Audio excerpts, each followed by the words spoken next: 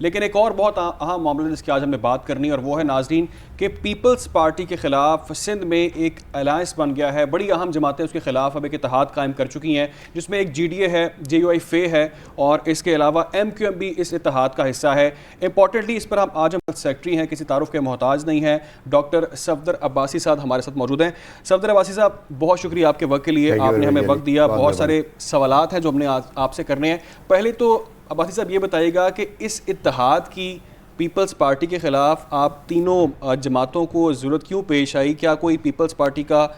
Vote bank बहुत ज़्यादा है, भुट्टो का जो वोट है वो बहुत ज़्यादा, उसको तोड़ने के लिए उसके ख़िलाफ़ आपको अलायंस कायम करना पड़ा? देखिए जी, जहाँ तक भुट्टो साहब का सवाल है तो मैं तो उनका वैसे ही मद्दाह भी हूँ और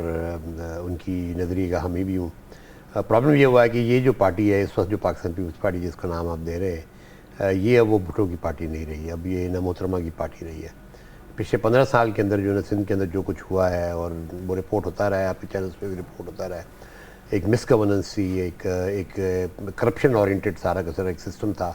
और जनरली जो है ना सिंध के अवाम जो ये महसूस करते हैं कि जी तमाम के तमाम सेक्टर्स जो हैं इस वक्त, चाहे जो इंडिकेटर्स हैं, चाहे आप सोशल इंडिकेटर्स ले लें, सेहत का ले लें, तालीम का ले लें, पानी की फरामनी का ले लें, ड्रेनेज का ले लें, यानी शहर के शहर तबाह हैं इस वक्त। बिल्कुल सूरत हाल सिंध की बगरगू है और हर इंडिकेटर के लिहाज से आज ऐसी कोई चीज़ जो है ना आप पेशवा नहीं कर सकते जिसमें हम कहें कि जी ये चीज़ बहसीत गवर्नमेंट के 15 साल की, वो भी पीपल्स पार्टी जिससे कि लोग तवक्को भी रखते हैं, वो जो है ना कोई ऐसी मोन्यूमेंटल चीज़ कोई ऐसी दिखाए जिसके बुनियाद पे हम कहेंगे यार, मतलब पंजाब के अंदर आपको और नहीं तो आपको एक मोटरवेज़ का एक बड़ा सिलसिला नज़र आता है, लेकिन सिंध के अंदर आपको कोई ऐसी चीज़ नज़र नहीं आएगी जिसको हम कहेंगे जी ये एक हमारी निशानी जो हमारी गवर्नमेंट ने कोई हिस्सा 15 साल के अंदर दी। तो उसकी लिहाज से जो है ना एक यकीनन जो है ना एक वहाँ पे एक जो वोट बैंक है जो कि इन लोगों के ख़िलाफ़ है या जो ज़रदारी साहब की सोच और नज़रिए के ख़िलाफ़ है, वो अपनी जगह मौजूद है। अनफॉर्चुनेटली ये हुआ कि गुज़िश्ता 2008 की इलेक्शन में ये कहूँगा कि मोहतरमा बेनज़ीर भुट्टो साहब की शहादत का वोट था, वो तो उनको मिला, लेकिन ये कि 2013 और 2018 में बिल्कुल सूरत हाल डिफरेंट थी। और मैं अगर 2013 को वक्ती तौर पे छोड़ूँ भी तो 2018 के अंदर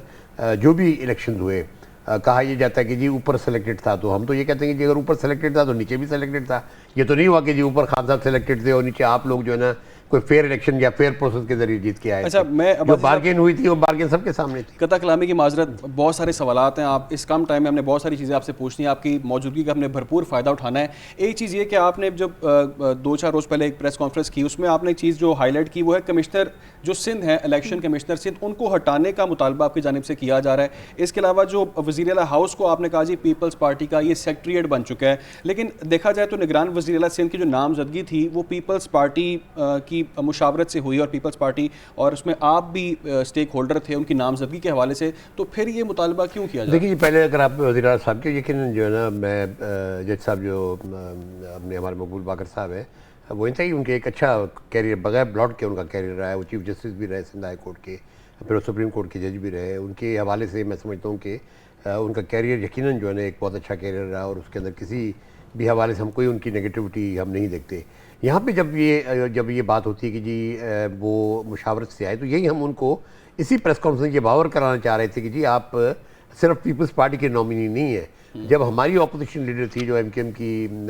हमारी बहन राना साहिबा थी, जब उन्होंने आपको जो है ना जब उन्होंने कंसीड किया या उन्होंने कंसेंट दिया, तब आप जो है ना वज़ीर आला बने। तो मेहरबानी करके आप जो है ना उस सारे अमल को देखते हुए जो अब चीफ मिनिस्टर हाउस के अंदर अभी तक वही लोग जो कि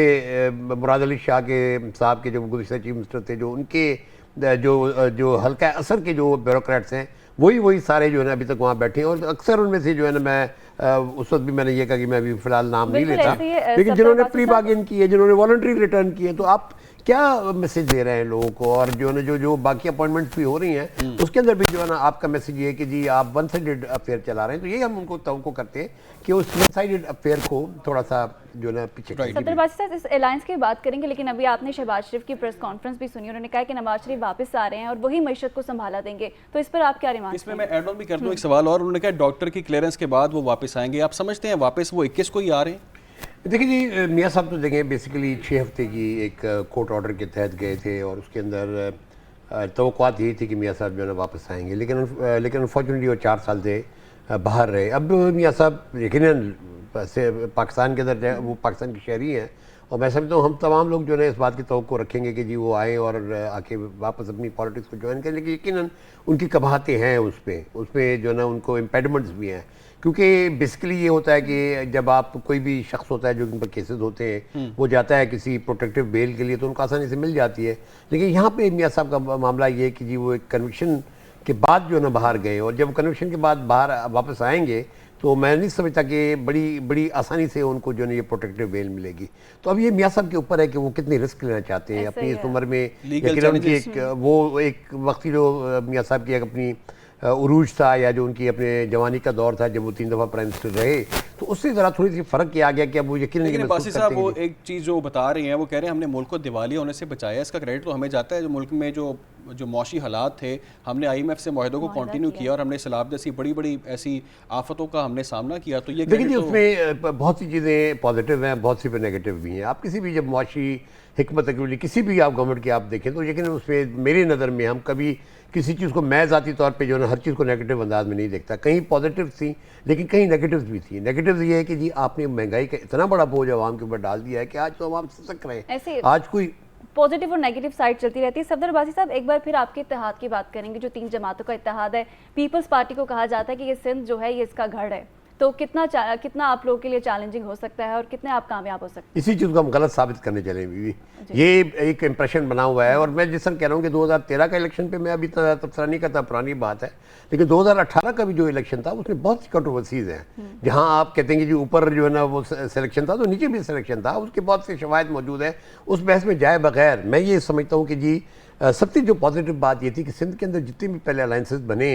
वो इलेक्शन के बाद टूट जाते हैं। ये पहला ग्रैंड डेमोक्रेटिक अलायंस का जो अलायंस है इसने कंटिन्यू किया है, यानी हम 2018 के इलेक्शन हम 2023 से। बासी साहब इसी से एक चीज़ ऐड कर रहा हूँ, इलेक्शन की बात जहाँ तक हो रही है तो नाज़रीन को ये पता चलना चाहिए, फ़ारूक सत्तार साहब ने अभी ये बात की और ऑन रिकॉर्ड बात की उन्होंने कि हम अब मुतफ़िक़ा और मुश्तरका हिकमत अमली बनाएंगे, ये हमने फैसला कर लिया है। तो क्या कोई मिलकर मुतफ़िक़ा तौर पर इलेक्शन लड़ सकते हैं? कोई मुतफ़िक़ा उम्मीदवार आपका कोई सामने आ सकता है? देखिए सबसे पहली बात तो ये देखें एक इंप्रेशन जिस तरह आपने भी कहा, जैसा बीवी ने कहा कि जी एक इंप्रेशन बना होता है कि ज़रदारी साहब का कोई मुकाबला नहीं है। ज़रदारी साहब उनके हवारी जो है ना डोमिनेट कर रहे हैं और वही चीज़ जो है ना लेकर और उन्हीं की मर्ज़ी से जो अगली हुकूमत भी बनेगी। हमने सबसे पहले जो मैसेज दिया वो ये कि इस तरह नहीं है, मतलब ये कि हम एक मुतबादल की तरफ जा रहे हैं। उसमें यकीनन जैसे उनका 15 साल का एक इन्फ्लुएंस है, उनकी टेंटिकल्स हैं, ब्यूरोक्रेसी के अंदर उनकी एक सपोर्ट है। अभी भी जितने भी ब्यूरोक्रेट बैठे हैं वो यानी मसनूई हम समझते हैं कॉस्मेटिक अंदाज में उनकी तब्दीली हुई है कि कोई लाड़काना था तो वो सक्कर चला गया, सक्कर वाला हैदराबाद आ गया, हैदराबाद वाला जो है ना कराची चला गया, कराची वाला जैकबाद चला गया।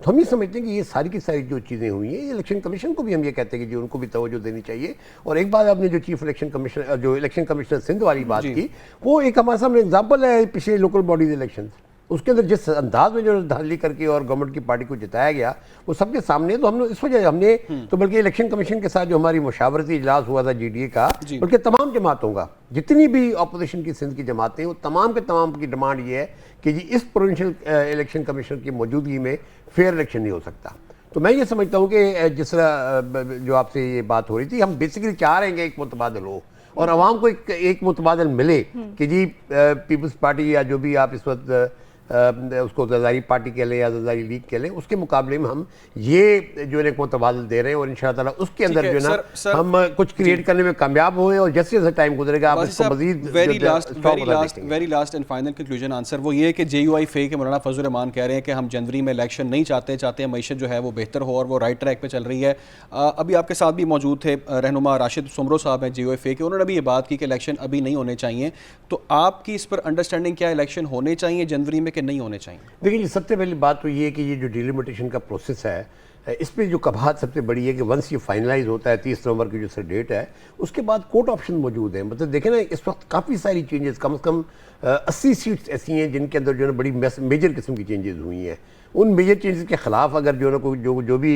जो लोग इलेक्शन कमीशन की फैसलों से डिससेटिस्फाइड होंगे वो कोर्ट में जाने की जो अपना उनके पास ऑप्शन मौजूद होगी। तो वंस मामला कोर्ट्स में जाता है तो पहली बात तो ये इसके बाद कब तक जो है ना वो फैसला कौन होगा। और बाकी मौलाना साहब की बात में मैं समझता हूँ ये ज़रूर वजन है कि जो ये सर्दी का माहौल होगा उसमें बहुत बड़ी जो कम्युनिटी होगी या बहुत बड़ा जो वोटर्स का जो एक